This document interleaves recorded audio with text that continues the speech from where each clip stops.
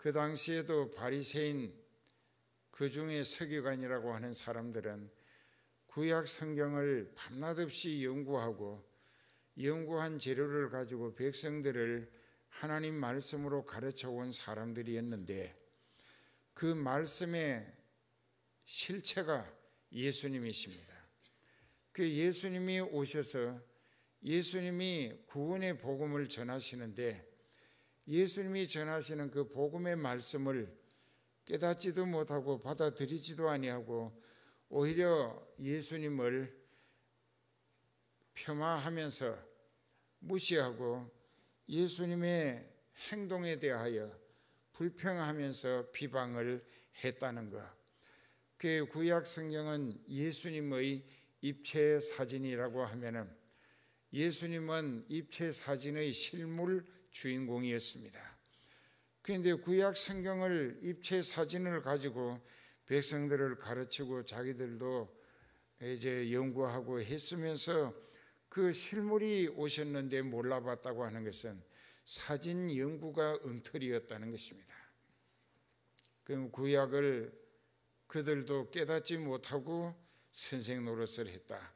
소경을 인도해온 꼴이 됐다는 것입니다.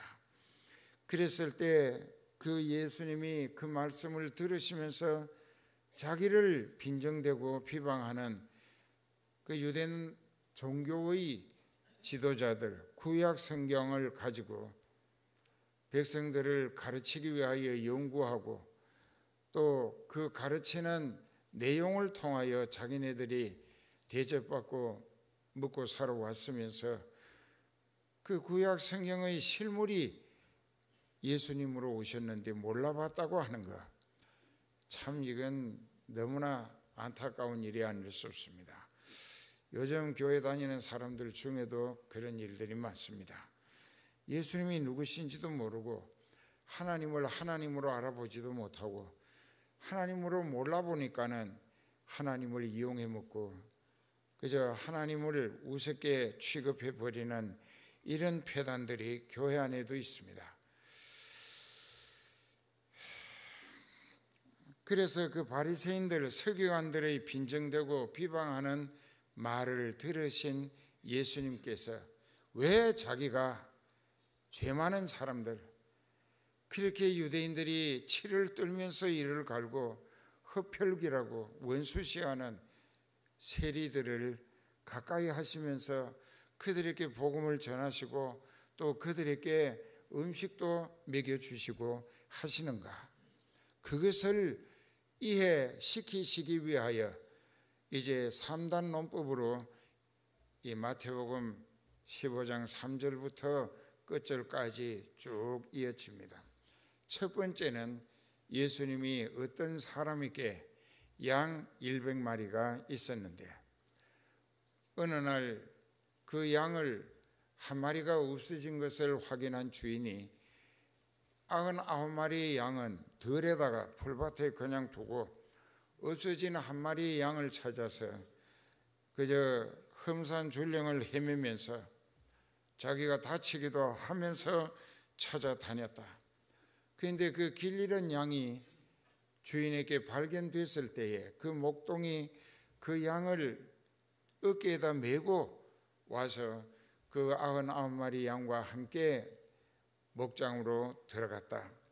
그리고 그 잃었다가 찾은 양을 인한 기쁨이 너무나 기뻐서 벗과 이웃 사람을 초청해서 큰 잔치를 베풀고 즐거워했다.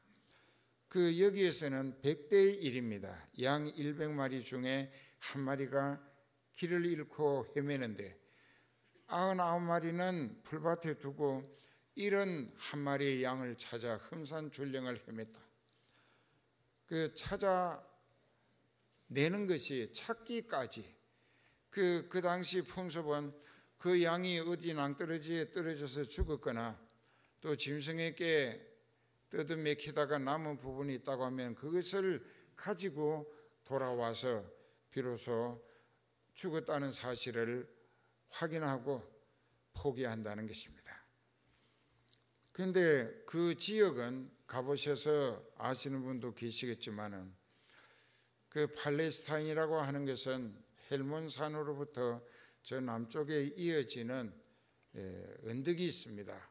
해발 500m 정도 꽤 높은 산 줄기가 쫙 뻗어갔는데, 그런데 이상하게도 거기는 풀밭이 많지 않아요. 평지가 계곡이 별로 없어가지고 거의 다 이 크고 작은 돌들, 바위들 이런 것들로 울퉁불퉁하게 되어 있는 산이기 때문에 그 양떼를 생업으로 목축했던 사람들에게는 그 양떼가 아침에 풀 뜯기 위하여 몰고 나갔다가 그 산에 흩어집니다. 그러면 이 골짜구니 바위 밑에 거기에 조금 흙이 모인 곳이 있으면 거기 씨앗이 떨어져 풀이 났으면 그것을 먹자고 온 산을 오르내리며 헤매는 거예요. 그러다가 이제 낭떠러지에서 떨어져서 불구자가 되거나 죽기도 합니다. 그런데 그 목자는 그 양을 찾는 그것이 바로 예수님이 지금 하나님의 택하신 아브라함의 후손 중에 죄악으로 방탕하고 길을 잃어 방황하는 그 양떼를 찾기 위해 자기가 오셨고 지금도 애쓰는 중인 것은 잃어버린 양떼가 누구냐? 바로 그 세리와 창기와 죄인들이다. 그들은 지옥길로 빠져들고 있다. 그래서 내가 그들을 찾아서 그들에게 진리를 깨우치고 회개하게 하고 그리고 신앙 고백을 통해서 하나님 앞에 자기 희생을 통한 대속의 은혜로 죄를 구속받고 성령을 받아서 하늘나라 가게 하기 위하여 이런 양을 찾아 구원시키기 위해 애쓰는 자신임을 그렇게 증거하신 것입니다. 오늘도 똑같습니다. 그리고 두 번째로 어떤 여자에게 10드라크마가 있었는데 그 중에 한 드라크마를 잃어버렸다. 그래서 그것을 찾기 위하여 등불을 켜고 온 집안 구석구석을 헤집고 찾는 모습과 그것을 찾았을 때에 너무나 기뻐서 참으로 행복해하는 모습을 바로 예수님이 이런 양 하나를 찾아 구원시킴으로 하늘에서는 회개할 것 없는 이미 천국에 들어가 있는 의인 99을 인하여 기뻐하는 것보다 죄인 하나가 회개하고 구원 얻어서 천국 들어가게 되는 것을 예수님은 더 큰 보람으로 기뻐하신다. 그래서 드라크마라고 하는 것은 그 당시는 로마 제국주의 시대였기 때문에 로마에서 만들어낸 데나리온이라고 하는 게 있습니다. 그리고 드라크마는 헬라에서 지금 빚진 그리스라고 하는 나라에서 만들어낸 은으로 만든 돈 은화라고 하는 것인데 로마 화폐로 한 데나리온이나 또 헬라 화폐로 한 드라크마나 똑같은 가치를 가졌습니다. 그렇기 때문에 이제 쉽게 이해하자면 남자 장정이 하루 품을 팔아서 받는 돈이 한 데나리온이고 로마 돈으로 헬라 돈으로 한 드라크마였다.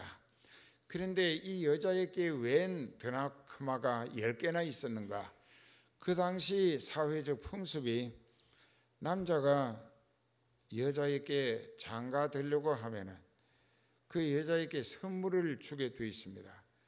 그 선물을 주는데 은으로 변질하지 아니하는 그 은으로 만든 드라크마 10개를 이렇게 꾸러미를 만들어요. 뭘 끼워가지고 꾸러미를 만들어서 줍니다. 주면은 그날 이후부터 그 여자는 그것이 은인데 자기 머리에 장식품을 만들어가지고 이 10개가 보이도록 이렇게 머리에 달고 다녀요. 그때도 지금 여자들처럼 자기 치장하는 데는 상당히 별났었나 봐요.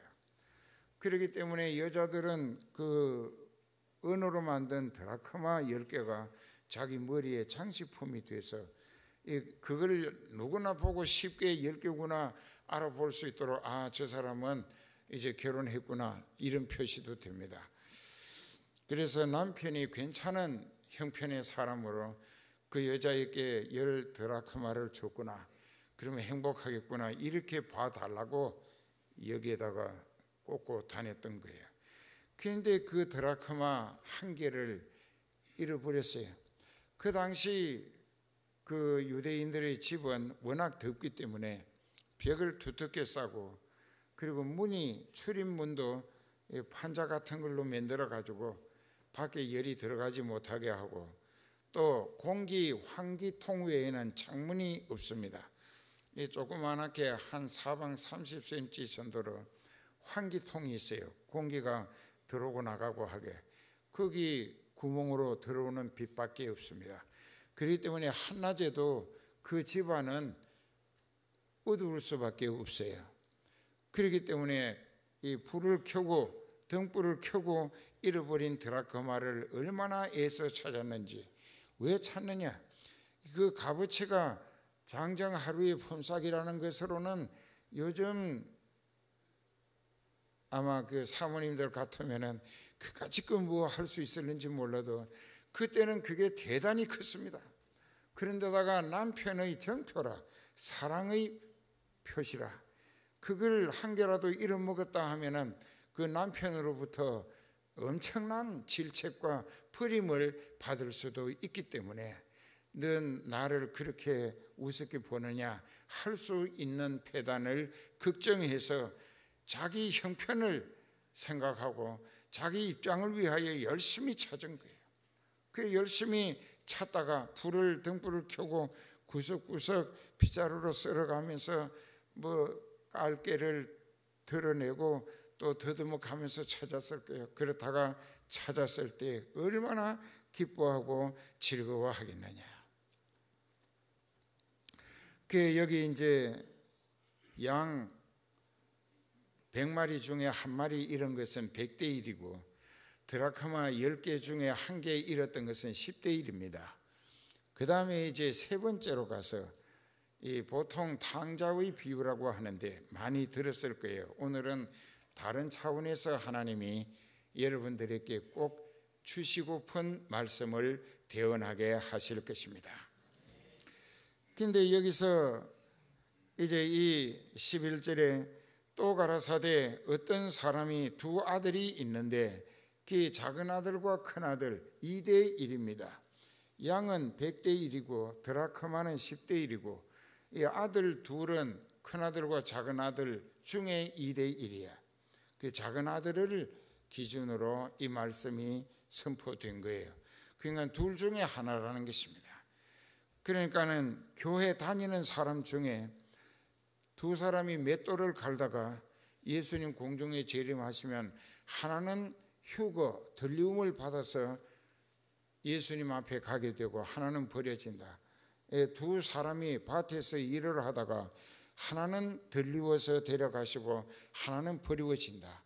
그 버리워지는 것은 그 신앙이 부실했다는 것입니다. 그건 자기 중심으로, 자기 생각대로, 자기 형편을 따라 자기 중심의 인생을 살았기 때문에 그 예수님하고 상관없는 거예요. 그러니까 맷돌 갈 때 2 여자가 한 맷돌을 이렇게 갈다가 하나는 데려가고 하나는 버려졌다. 무슨 뜻이냐? 하나는 준비된 믿음이고 하나는 거짓 믿음이었다는 이야기입니다. 그런데 그 2 아들 중에 큰 아들의 신앙은 거짓 믿음이고 작은 아들도 속썩이는 아들이었습니다. 그런데 이 작은 아들이 뭐라고 했느냐? 그 둘째 아들이 아버지에게 말하기를 재산 중에서 어차피 내게 돌아올 몫을 내게 미리 주소서 했어요. 자, 여기에서 우리가 생각할 것, 그 둘째 아들이 제대로 된 아들이라면은 아버지께서 어른이 알아서 해 주시겠는가 눌러 믿고 그저 아버지의 기대와 뜻을 따르고 아버지의 말씀에 순종하면서 그 아버지의 아들 된 도리를 내가 아들로서 아버지가 낳았고 오늘까지 먹이고 입히고 교육시키고 길러주신 것에 대해서 그 아들의 의무감, 아들로서의 아버지를 향하여 해야 할 본분은 전혀 생각지 않았어요. 오늘 교회 다니는 여러분들이 바로 그와 똑같은 상태입니다. 이 말씀을 하나님이 오늘 하시라는 게 여러분들의 신앙은 하나님으로부터 무엇을 얻을 것인가 하는 것만 잔뜩 기대를 걸고 그것을 달라고 보채며 기도하기를 힘쓰지만은 자기가 아버지로 하나님으로부터 오늘까지 살리시고 죽을 고비를 넘기시며 교회에서도 직분을 또 직책을 세워 맡기시고 이렇게 여러분 자신의 과거를 생각해 보세요. 참 비참했던 시절, 호구지책이 급급해서 입에 풀칠하기 어려웠던 그 나이가 한 70쯤 넘은 사람들은 보릿고개라는 천군기를 겪었을 것입니다. 그러니까는 하나님께서 우리에게 어머니 뱃속에 생기게 하시면서부터 태어나고 또 때가 돼서 교회로 불러들이시고 그것도 진리가 정통하고 성령이 불같이 역사하시고 은혜가 시간 넘치게 쏟아지는 곳에 불러주셨다는 것은 그만큼 여러분들을 두고 세우신 계획과 여러분들에 의해서 이루어 드리기를 원하시는 하나님의 뜻이 남아 있다는 증거라는 것입니다. 그 뜻을 위하여 쓰임받는 목적으로 살게 되면 하나님이 살리십니다. 하늘 조건으로 살리시고 하나님의 방법으로 살리십니다. 내가 살아보니까 그래요. 그랬을 때 이 작은 아들의 생각은 자기밖에 몰랐습니다. 아버지의 은혜도 은혜로 생각할 줄 몰랐고 그저 그 집의 아들 된 자격만 가지고 권리 주장만 힘을 썼다 이깁니다. 그러니까 아들이라는 자격을 권리 주장의 기회로 삼았다. 아들이라는 자격은 부모에게 효도하고 그 나를 낳으시고 길르시는 부모의 소원을 이루어 드리는 목적으로 내가 할 일이 무엇인가, 내가 아버지께 어떻게 효도하고 어떻게 그 은혜와 사랑을 보답할 수 있을까, 이 생각은 들 것만치도 없었어요. 순전히 아들이라는 권리만 내세우고 자기에게 돌아올 몫을 미리 달라고 보채했습니다. 여기에서 아들은 범죄의 길로 빠져들기 시작했던 것입니다. 그 교회 다니면서 여러분들 중에 그렇습니다. 교회만 가서 봉사만 하면은 하나님이 밥 먹여 주신다더냐, 하늘에서 쌀가마가 떨어진다더냐. 떨어졌잖아, 그저께. 떨어졌죠? 많이 사가지고 집집마다 다 돌렸다고. 왜 했느냐? 내가 미국에서 일하면서 한국 뉴스를 어렵게 듣는데, 듣다 보면은 이제 우리나라가 이 북극에 빙하가 거의 다 녹아서 만년설도 없어지고 거기에서 찬 기운이 계속 이 히말라야 산을 타고 이 동남아시아로 몽고와 중국 한반도로 몰아온다. 이게 올 겨울에 그렇게 오면은 영하 10도 이하로 내려가는 날이 30일이 넘을 것이다. 그래서 세계적으로 천문학자들이 그렇게 연구하고 기상학자들이 보고를 했어요. 그런 것을 우리가 이렇게 들을 때 제일 먼저 무슨 생각이 오느냐? 성은의 가족들이, 돈 있는 사람은 좀 쉬면서 따뜻하게 잘해 먹고 지낼 수 있겠지만은 어려운 가정들은 나가서 품을 팔래도 일을 할 수가 없는 혹한에, 그리고 또 자기가 어떤 사업을 작은 걸로 가게를 한다고 해도 추운데 누가 다니겠는가. 이게 오늘처럼 빙판이고 그러니까는 그러니까는 이 겨울에 혹한으로 어려울 것을 대비해서 내가 가면 쌀부터 싸서 돌리리라 그렇게 했었어요. 그 아들은 아들 노릇할 생각은 꿈에도 없고 아들의 권리로 자기 몫을 미리 챙겨가서 아버지의 그늘을 벗어나서 멀리 가가지고 아버지의 잔소리도 간섭도 미치지 못할 곳에 가서 자유롭게 살겠다고 갔었습니다. 그랬더니 그 후 며칠이 못되어 둘째 아들이 재물을 다 모아가지고 먼 나라에 갔어요. 먼 나라. 여기 이제 먼 나라에 가서 허랑방탕했다고 합니다. 뭐 돈 가지고 가니까는 그 지역의 한량들, 깡패들 뭐 이렇게 잡류가 모여 들어가지고 신나게 먹고 마시고 뭐 방탕하고 음란하고 죄를 짓고 얼마 지나고 나니까 돈이 다 떨어졌어요. 비로소 배가 고픕니다. 창자가 쪼르륵하고 신호를 하지만 먹을 게 없어요. 그래서 목구멍이 포도청이란 소금처럼 먹어야 살겠어서 비로소 일자리를 찾아봤는데 아무도 일자리를 주질 않습니다. 그래서 가장 천한 직업이 덜에 양돈하는 집에 가서 돼지 떼를 먹이는 것입니다.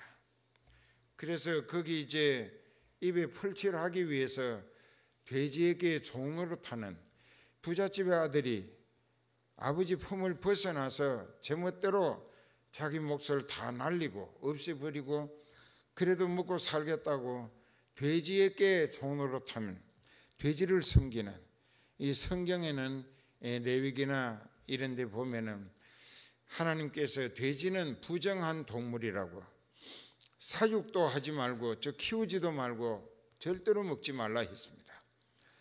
그랬는데 금기사항인 그 유대인으로서 이방에 가서 돼지를 섬기는 돼지 종이 돼가지고 돼지 사육자가 됐어요. 그런데 거기다가 설상가상격으로 흉년이 계속되니까 비가 한 방울도 내리지 않아.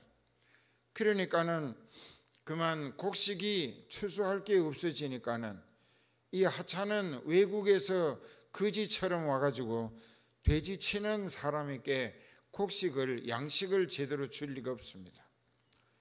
주인들도 밥 먹기가 어려운데 안 주는 거예요. 그러니까는 조금 주는 걸 가지고 한 열흘치를 줬으면 한 2, 3일 동안에 다 먹어치우고 일주일을 굶어야 하는 거예요. 그 굶다가 생각하니까는 돼지가 먹는 쥐음 열매라도 좀 먹자.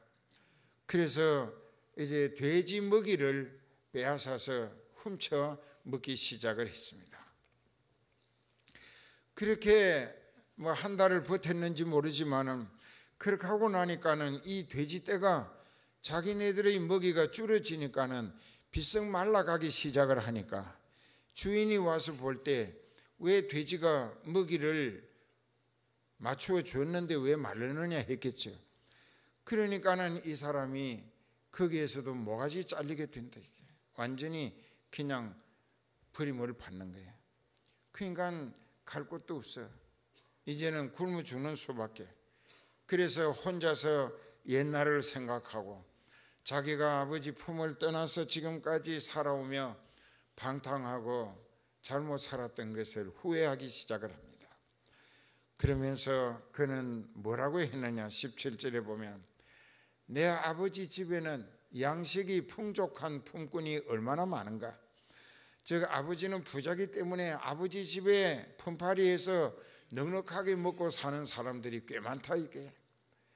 그리고는 이어서 하는 말이 나는 여기서 굶어 죽게 됐구나. 자, 이 탕자가 자기 인생의 죽음에 직면하는 아버지로부터 멀어지면 멀어질수록 그 인생은 서둘러 다가오는 것은 죽음뿐이라는 것입니다. 우리가 하나님으로부터 멀리 떠나 더 멀어지면 다가오는 것은 죽음뿐이라. 그래서 이 사람은 비로소 자기 인생의 종말, 나는 이제 여기서 죽음으로 끝나는구나, 죽음을 직면하고 확인했습니다. 죽음을 확인하고 나니까 살고 싶은 거지요. 죽고 싶지 않지요, 이대로.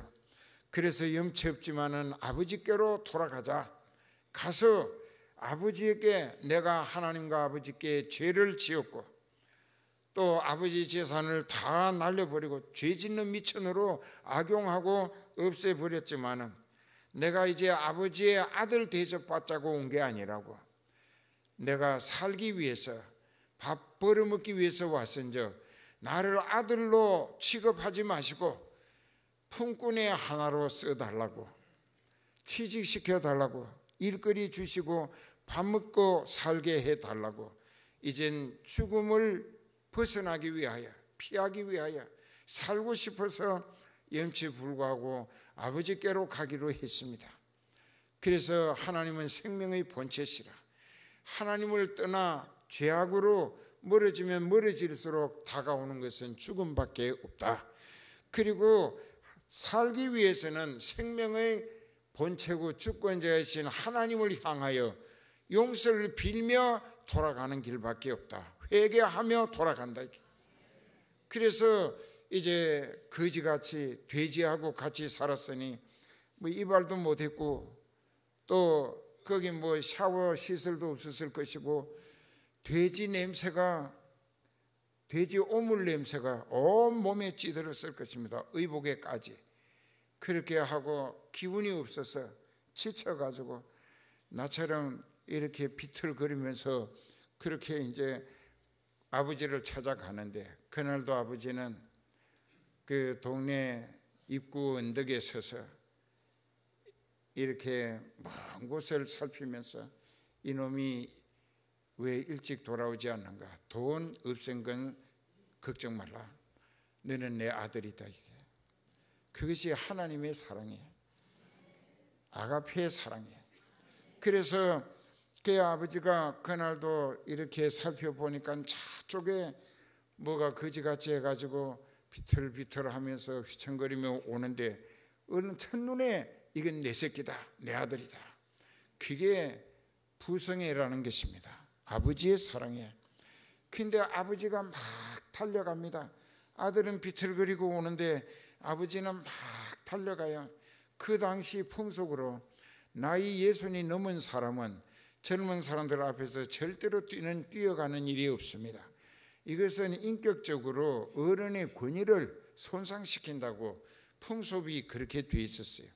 그런데 이 아버지는 자기의 인격이고 채통이고 그런 거 다 포기하고 다른 박질해서 거지꼴이 되어 피골이 상접해가지고 돌아오는 아들을 알아보고 달려가서 끌어안고 입을 맞추면서 왜 진작 오지 않았는가 하고 했겠죠. 내가 네가 나가던 날서부터 이제나 저제나 다 없어지면 돌아오겠거니 얼마나 애타게 기다렸는데 그게 이제 이렇게라도 살아서 돌아왔으니 참 다행이고 고맙다. 그리고 그 아들을 안고 부축해서 집에 들어가면서 종들을 불러가지고 오늘은 죽었던 내 아들이 살아난 것처럼 잃었다가 되찾았으니 큰 잔치를 베풀자. 그래서 살찐 송아지를 잡으라. 그래서 연회가 벌어졌습니다. 그래서 풍류를 부르다가 악기를 치면서 노래하면서 춤을 추고, 그것이 하나님이 죄인 하나가 회개하고 돌아왔을 때의 기뻐하시는 모습이라는 것입니다. 그러나 여러분들이 하나님께 진리를 깨닫고 회개해서 죽어 지옥 가지 않기 위하여 살아 영원히 하나님과 더불어 모시고 살 수 있기 위하여 하나님께 온전히 근본적이고 철저하고 온전한 회개를 해서 예수 이름으로 죄를 용서받고 아버지 앞에 돌아간다고 하면은 하나님이 우리를 쌍수로 환영하시고 품에 안고 왜 더 진작 회개하고 돌아오지? 그 왜 회개치 않는 고집으로 고생을 더 많이 죽을 지경에 몰려서야 돌아왔느냐? 그러면서 기뻐하시는 모습, 천국에서는 회개할 것도 없고 지금 천국에 들어가 있는 영들이 있을 터인데 그들을 인한 기쁨보다도 새로 지옥 가다가 회개하고 예수님을 통하여 천국에 돌아오는 한 영혼을 하나님은 더 기뻐하시고 적극적으로 환영하신다. 그래서 오늘 우리가 이 말씀을 들으면서 꼭 깨달아야 할 것은, 제발 교회 다닌다고 교회 권속이라고 뭐 정회원이고 또 직분 받았다고 행세하려 하지 말고, 왜 하나님이 나를 불러들이시고 진리와 성령으로 깨달아 회개하게 하시고 직분과 직책을 세우고 맡기셨는가? 그리고 내가 하나님께 어떻게 그 은혜를 보답하며 내 직분에, 내 직책에 어떻게 하면 더 많은 성과로, 하나님이 내게 기대하신 그 이상의 성과로 은혜 보답을 하며 자녀된 본분의 도리를 다할까? 그것을 중심으로 소원하는 목적을 생활로 엮어 산다고 하면은 그 인생은 하나님이 아까울 것이 없을 것이에요. 그런데 아들, 딸 된 모습으로 살지는 아니하고 하나님을 향한 섬김의 의리도 예절도 사명감도 전혀 없으면서 그저 교회만 왔다 하면 아버지 하나님 뭐 죽을 병 고쳐주시라고, 돈 없어요, 병원에 가면 1,000만 원 들어야 하는데 그저 목사님 기도 한 방에 그냥 싹 낫게 해 주시라고, 그게 싹 고쳐주면은 그 입 싹 닫고 하나님 감사하다고도 할 줄 몰라요. 이 완전히 이렇게 화인 맞은 심령들 같아요. 그래서 하나님이 아주 신랄하게 책망하시는 거예요. 그 이 말씀을 오늘 선포하라. 이해가 가기 전에 오늘 내일 회개하시라고. 철저히 회개하되 내가 하나님을 하나님으로 알아보고 믿는 믿음이 필요하고, 하나님을 하나님으로 섬길 줄 아는 지혜가 필요하고, 그 내 자신의 모든 입장이 하나님의 은혜로 사는 만큼 어떻게 하면 그 주님이 날 두고 기대하시고 세우신 계획과 뜻을 내가 더 성과 넘치게 이루어 드릴 수 있을까? 이제부터 아들, 딸 된 본분의 섬김을 다하자. 그러면은 새해는 반드시 하나님께서 여러분들을 어여삐 보시고 아주 새롭게 환영하시면서 엄청난 조건으로 함께해 주실 것입니다. 기도하십시다.